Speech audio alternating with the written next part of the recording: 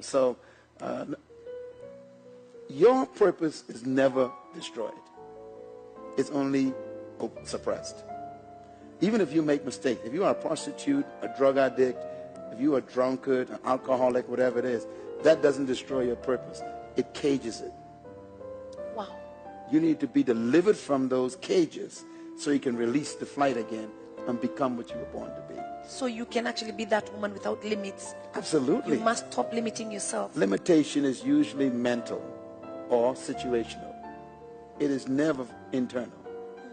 You are always a great woman, but your greatness could be smothered by your culture, your friendships, your family, your circumstances, or the people that you hang out with. Your greatness is always with you. I'll close with a story. I went to Egypt with my wife, and we went to visit the pyramids, and we saw the remains of King Tut, 3,000-year-old mummy from the Egyptians. And in that display, they had some seeds, and the seeds were in a little display glass case. And I asked the gentleman who was on a tall guy, I said, "What are these?" He said, "These are seeds that we found in the tomb of King Tut." So I said, "Are you telling me these seeds are 3,000 years old?" He said, "Yes." They were petrified, like rock. They were actually preserved. So I asked him a question. I said, "Are these seeds still good? Can they germinate?" And then he told me a story. And when they found the seeds, they shipped them to Israel to do tests on them.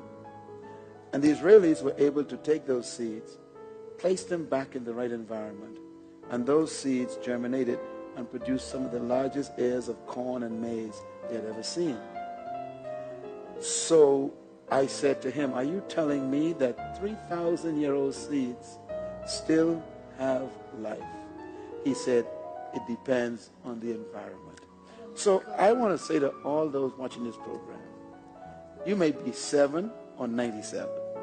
It doesn't matter. Inside of you, it's still your greatness.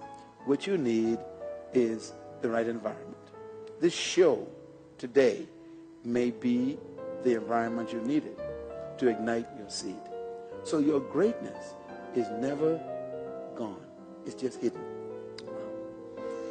Wow. If you're there and you're wondering, will I ever make it in life? If he made it, you're going to make it too. That one last thing I'm going to ask you is you're very, very, very key on family. Yes. Why is that? Because the family is the first institution God ever created. Family existed before government, before church, before every institution on earth. The family was first. So the family is more important than government, it's more important than religion, it's more important than churches or temples or mosques. You should never let anything become more important than the family. Secondly, the family is the only institution God created to produce the future leaders of the world, your children. The schools were never supposed to be the source of education. Your family was supposed to do that. The government was never supposed to create the morals for your children. The family is supposed to produce that. If you destroy the family, you destroy the foundation of the nation. So I am convinced that if we restore the families in Kenya, we would destroy the nation of Kenya, restore the nation of Kenya. So when you start destroying the family, you're destroying the very fabric of your country. This is why I'm very concerned about people redefining marriage, redefining sexes, redefining genders. Because when you start doing that, you're tampering with the most basic institution of your country. And if you were to dismantle the family, you basically have destroyed society. So if a government wants to build a strong country, they should spend money on restoring traditional family.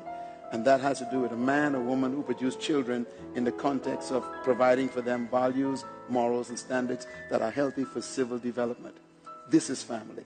And that's why God did not begin the human race with a government, nor with an institution called a school, or even with clubs or any kind of church. He began it with the family. So restore the family, you restore Kenya. One last thing, the very last one. A lot of people now are really, really coming to Kenya, and they're saying all manner of beautiful things that are happening in this country and are going to happen in this country, Kenya. What's your take on it? Kenya? Kenya is no different from any other country in Africa. The time has come for Africa to lead the world. Kenya is just one of those countries.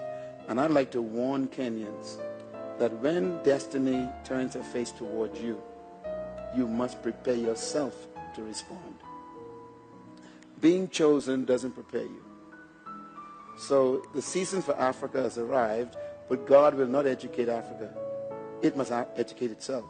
So I want to encourage Kenyans to prepare themselves by developing their skills, getting training and leadership development, learning how to manage resources properly, because when it's time for you to lead, that's the time for you to be learning how to lead. You got to be ready. Remember that preparation plus opportunity equals success. So if opportunity comes but you are not prepared, you will fail. Kenyans should be focusing on preparing ourselves to lead the whole world, because Africa time has arrived. Wow. Wow. Thank you very much, Dr. Miles. It's a pleasure. I'm gonna let you go rest because I know you've been so busy all this It's okay. It's my weekend. pleasure to serve Yeah. you and to serve Thank the you. people watching. And remember, your greatness never goes away. It's always there. I hope today you would tap into it and expose yourself and let the world see how great you are. Wow.